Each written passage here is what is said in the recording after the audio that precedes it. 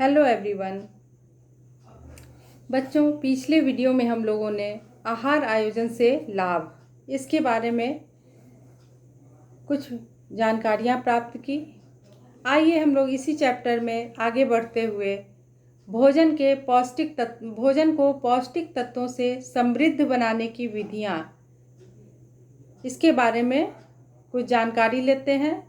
भोजन को पौष्टिक तत्वों से भरपूर हम लोग कैसे बना सकते हैं, इसके बारे में देखते हैं। तो इसका सबसे पहला पॉइंट है मिश्रण। यह वह प्रक्रिया है जिसमें सस्ते और सरलता से उपलब्ध भोज्य पदार्थों को विभिन्न वर्गों से छांटकर भोजन की गुणवत्ता में वृद्धि की जाती है।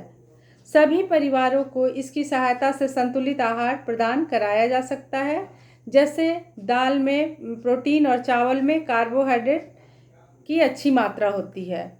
इसलिए दोनों को मिलाकर अगर हम खिचड़ी बनाते हैं तो इससे पौष्टिक तत्वों की पूर्ति की जा सकती है। क्या है कि जब हम अकेले अलग से दाल बनाते हैं तो सिर्फ प्रोटीन की ही प्राप्ति होती है, लेकिन अगर हम दाल और चावल दोनों को मिला देते हैं तो चावल से कार्बोहाइड्रेट और दाल से प्रोटीन की प्राप्ति हो जाती है। साथ ही अगर हम खिचड़ी में थोड़ी बहुत सब्जियों की मिलावट कर दें तो विटामिन्स और खनिज लवण भी इसके माध्यम से प्राप्त किया जा सकता है। दूसरा है खमीरीकरण। यह वह प्रक्रिया है जिसमें कुछ सूक्ष्म जीवों को भोजन में मिलाया जाता है। इस तरह खमीरीकरण की प्रक्रिया में पौष्टिक तत्वों में परिवर्तन आ जाता है तथा कुछ नवीन पौष्टिक तत्व बढ़ भी जाते हैं, जैसे दही, खमन, ढोकला, इडली, डोसा इत्यादि। ऐसे भी हम लोग घरेलू तौर पे अगर इडली या डोसे का घोल तैयार करते हैं तो बहुत सारी प्रक्रिया के माध्यम से, जैसे चावल और दाल को फुला देना, कुछ घंटे पानी में डालकर भिगो देना, फिर उसे मिक्सी में पीसकर और थोड़ा सा नमक मिलाकर कुछ घंटों के लिए छोड़ देना, जिससे क्या होता है कि वो जो घोल है स्वाभाविक रूप से अपने बर्तन में थोड़ा सा बढ़ जाता है और उसमें सुगंध में भी परिवर्तन आ जाता है और ये बहुत हल्का हो जाता है और इससे बने हुए जो खाद्य पदार्थ हैं वो बहुत जल्दी खाने के बाद पचता भी है, पाचनशील होता है, हम कह सकते हैं। तो खमीरीकरण की प्रक्रिया से निम्नवत वृद्धि की जाती है। इसमें देखते हैं, सबसे पहला पॉइंट है कि भोजन की पाचनशीलता में क्या है, खमीरीकरण के माध्यम से जो भी खाद्य पदार्थ बनाए जाते हैं वो बहुत जल्दी पचते हैं। दूसरा है खमीरीकरण के कारण सूक्ष्म जीवों प्रोटीन तथा कार्बोहाइड्रेट को छोटे छोटे टुकड़ों में विभक्त कर देते हैं, जिससे यह सरलता से पच जाते हैं। क्या है, खमीरीकरण जो खाद्य पदार्थों में जो घोल में खमीरीकरण होता है उसमें क्या होता है कि प्रोटीन तथा कार्बोहाइड्रेट को सूक्ष्म जीव जो हैं छोटे छोटे से टुकड़ों में विभक्त कर देते हैं और जिसके कारण क्या हो जाता है कि ये जो खाद्य पदार्थ हैं पचने में काफ़ी आसान हो जाते हैं, सरलता से पच जाते हैं।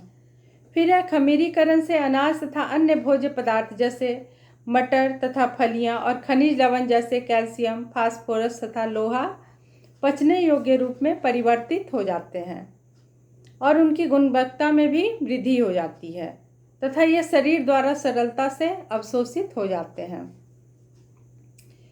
नेक्स्ट है खमीरीकरण भोज्य पदार्थ स्पंजी तथा मुलायम हो जाते हैं तथा यह सभी बच्चों एवं वयस्क द्वारा पसंद भी किए जाते हैं। जैसे हम लोग इडली बनाते हैं या ढोकला बनाते हैं तो वो काफ़ी स्पंजी हो जाता है, अगर बहुत अच्छे से वो मिला दिया जाता है, उसके घोल को बहुत अच्छे से फेंट दिया जाता है तो वो काफ़ी हल्का हो जाता है और खाने में भी स्वादिष्ट होता है। बच्चे बूढ़े सभी इसे काफ़ी पसंद करते हैं और ये बहुत जल्द पच भी जाता है।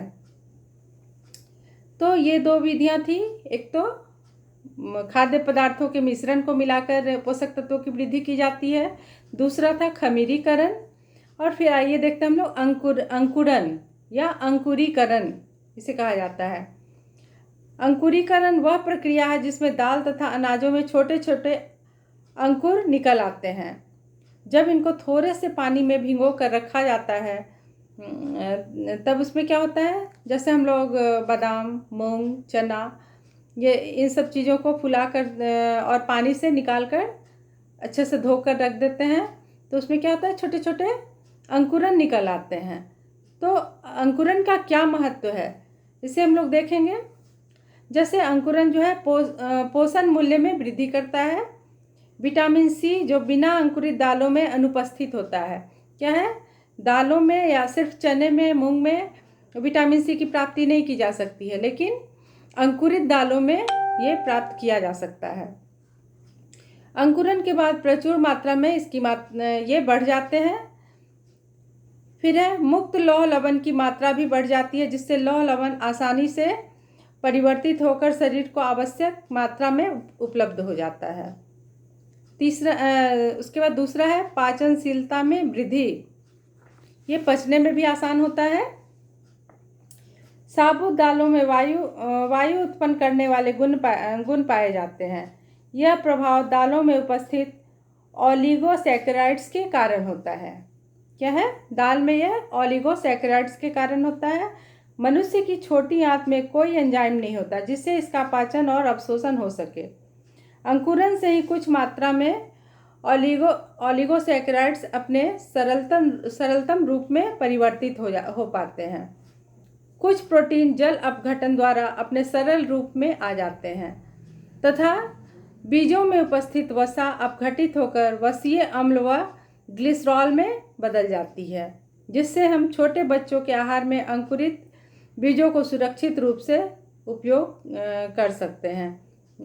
क्या है, अंकुरित चना, मूंग, बादाम, ये सब बच्चों को या बूढ़े व्यक्ति को इन सब चीज़ों में अच्छे से नमक, नींबू वगैरह डालकर दे सकते हैं और ये उनके लिए काफ़ी लाभदायक है और काफ़ी पोषक तत्व इनसे भी प्राप्त किए जा सकते हैं।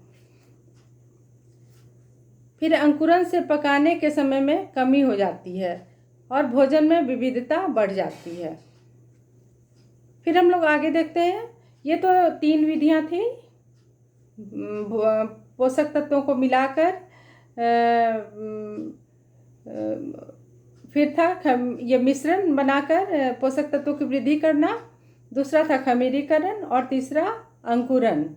ये 3 विधियों के माध्यम से हम लोग पोषक तत्वों में वृद्धि कर सकते हैं और भोजन को और भी पौष्टिक और समृद्ध बना सकते हैं। उसके बाद है परिवार के लिए आहार आयोजन। क्या है, meal planning for the family. आइए देखते हैं इसके बारे में। एक संतुलित आहार उस आहार को कहते हैं जिसमें शरीर की आवश्यकता अनुसार सभी पौष्टिक तत्व जैसे प्रोटीन, कार्बोहाइड्रेट, वसा, विटामिन, लोह, खनिज लवण, जल, ये सब शरीर की आवश्यकता अनुसार प्राप्त हो सके एक व्यक्ति को। आहार आयोजन करते समय सभी 5 भोज्य समूहों को दृष्टिगत रखकर ही प्रतिदिन पौष्टिक तत्व सम्मिलित करने चाहिए। ICMR के द्वारा ये खाद्य समूह को 5 वर्गों में बांटा गया है और उस चार्ट के अनुसार हम लोग आहार का आयोजन करते हैं ताकि सभी पोषक तत्व आसानी से हम लोगों के आहार में उपलब्ध हो सके। तो इसमें देखते हैं, आइए 5 भोज्य तत्व कौन कौन से हैं। तो भोज्य समूह को देखते हैं। 5 भोज्य समूह, जैसे पहला है अनाज वर्ग, इसमें चावल, गेहूँ, मकई, ये सब चीज़ आते हैं। दूसरा है दाल, जिसमें सभी प्रकार के दाल। फिर है दूध, अंडा तथा ताज़े फल। उसके बाद है फल तथा सब्जियां, और है फिर तेल, घी एवं चीनी। चीनी शर्करा वर्ग से आ जाता है। फिर है आहार 2 प्रकार का होता है। वह आहार जो पर्याप्त मात्रा में ही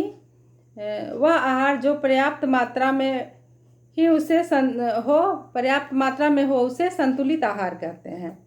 दूसरा है विशिष्ट आहार, जो किसी रोग का उपचार करने के लिए प्रस्तावित किया गया हो। एक तो क्या है, वह आहार जो पर्याप्त मात्रा में हो। पर्याप्त मात्रा का मतलब क्या हो गया कि सारे पौष्टिक तत्वों से भरपूर हो, तो वो संतुलित आहार कहलाया। और साथ ही व्यक्ति की आवश्यकता के अनुसार। और दूसरा क्या है, विशिष्ट आहार। विशिष्ट आहार क्या है, ये रोग के, किसी भी रोग के उपचार के लिए प्रस्तावित किया जाता है।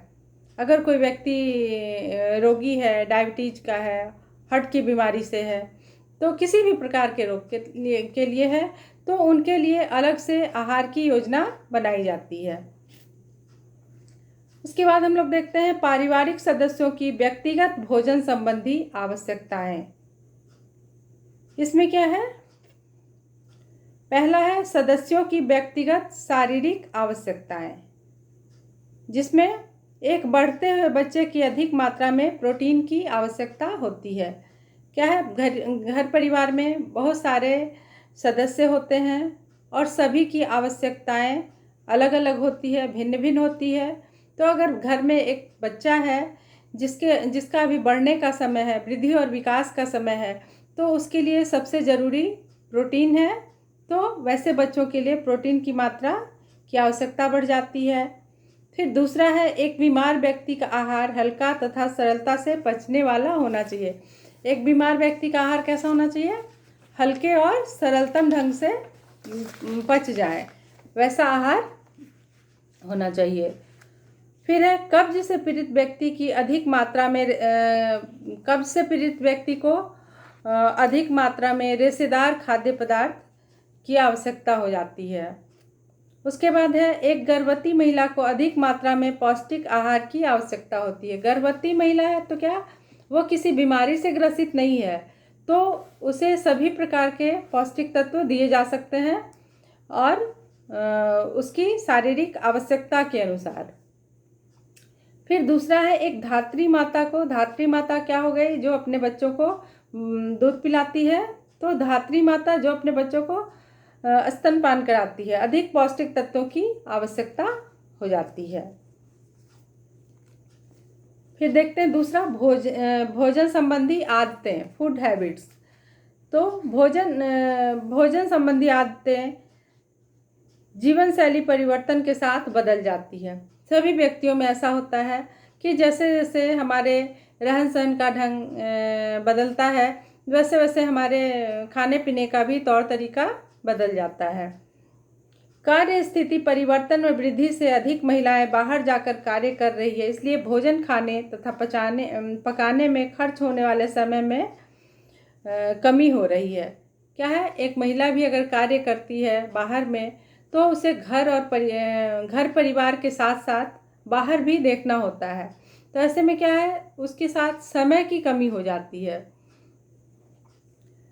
रसोई तकनीक में सुधार, जैसे कि फ्रीजर तथा माइक्रोवेव कुकर के परिचय ने खाना बनाने में खर्च होने वाले समय को कम करने में सहायता की है। तो अभी क्या हो गया है कि समय परिवर्तन के साथ साथ बहुत सारे आधुनिक उपकरण जो हमारी सहायता के लिए बाज़ार में आ चुके हैं, और एक कामकाजी महिला उनका पूरा उपयोग करती है और कम समय में अपने कार्यों को संपन्न कर बाहर का कार्य भी देखती हैं। सुविधाजनक भोजन तथा तत्काल आहार भी इस परिवर्तन के महत्वपूर्ण तथ्य हैं। भोज्य पदार्थों में बढ़ोतरी, तकनीकी यातायात तथा भंडारण के कारण दुकानों में चुनने के लिए भोजन की बहुत सी किस्में होती है। क्या है, अभी मार्केट में हर चीज़ अवेलेबल है, जैसा भी सामान चाहिए। अभी हम लोगों ने जैसे खमीरीकरण की प्रक्रिया को देखा, तो अब क्या है, वो एक पाउडर के रूप में आ गया है। पैकेट में पाउडर है, बस पानी में घोलना है और उससे डोसा का भी घोल तैयार हो जाता है, इडली का भी घोल तैयार हो जाता है, ढोकला भी बना सकते हैं हम लोग। इसी तरह से गुलाब जामुन, मतलब सारे चीज़। अब इतना मेहनत नहीं करना है कि चावल दाल फुलाना है, फिर उसे पीसना है, फिर उसे खमीरीकरण के लिए छोड़ना है, ऐसा नहीं है। अब समय की बचत के साथ साथ बहुत सारी सुविधाएं उपलब्ध हो रही हैं। बाज़ार में हर तरह के सामान मिल रहे हैं, जिसका अधिक से अधिक उपयोग गृहस्थ जीवन में हो रहा है। बहुत संख्या में भोज्य पदार्थ समूह बहुत संख्या में भोज्य पदार्थ समुद्र पार से तथा विदेशों से आयात किए जाते हैं तथा दुकानों पर ले जाए जाते हैं, जो व्यक्ति की खाने की आदतों में परिवर्तन करने में योगदान देते हैं। आहार फिर भी आयोजित होना चाहिए, जैसे भी हो व्यक्तिगत आवश्यकता पर ध्यान देना चाहिए। बिल्कुल बाजार पर निर्भर नहीं होना है। कुछ समय देकर कम से कम भोजन का आयोजन करके ही भोजन की तैयारी करना ज़्यादा अच्छा और ज़्यादा बेहतर होता है। फिर एक खाने की आदतों के विकास के लिए सिद्धांत, इसमें कुछ सिद्धांत बनाए गए हैं खाने की आदतों को लेकर। तो जैसे प्रतिदिन नियमित समय पर भोजन खाएं, एक रूटीन लाइफ है। जैसे हम लोग खाद्य पदार्थों को बनाने के लिए आहार आयोजन करते हैं, तो वैसे ही अपने जीवन में एक रूटीन बनाना है कि कब नाश्ता, कब खाना, कब रात्रि का भोजन, कब शाम का नाश्ता। ये एक निश्चित रूप से एक नियम होना चाहिए। और समय पे भूख नहीं भी है तो थोड़ा सा उसको मेंटेन करके चलना है। जैसे प्रतिदिन नियमित समय पर भोजन खाएं, आहार तथा स्नैक्स को छोड़े नहीं। प्रत्येक भोज्य समूह से विभिन्न प्रकार के भोज्य पदार्थ खाएं। जितने भी 5 तरह के भोज्य समूह हैं, सबों में से भोज्य पदार्थों का उपयोग करें। एक समय में नहीं होता है तो दूसरे, तीसरे, चौथे समय में हम लोग मतलब कुल मिलाकर रात के भोजन तक हम सारे पोषक तत्वों का उपयोग कर सकें। हो सकता है नाश्ते के समय सारे भोज्य समूह का उपयोग हम नहीं कर पाते हैं, तो दोपहर के भोजन में उससे भी अगर संभव नहीं हो पाता है तो फिर शाम या रात के भोजन में बचे हुए भोज्य पदार्थों को मिला दिया जाता है, ताकि एक संतुलित आहार प्रत्येक व्यक्ति को मिल सके। व्यवसाय पर आधारित क्रियाओं का वर्गीकरण, आइए देखते हैं। तो पहला है मानसिक, कार्यशील तथा हल्का शारीरिक व्यक्ति। क्या है? व्यवसाय के आधार पर क्रिया का कैसे वर्गीकरण, किस व्यक्ति का किस तरह का कार्य है, कैसा व्यवसाय है, उसके आधार पर भी आहार आयोजन किया जाता है। तो पहला है मानसिक, कार्यशील तथा हल्का शारीरिक व्यक्ति। मानसिक कार्यशील व्यक्ति वे होते हैं जो बैठकर कार्य अधिक करते हैं।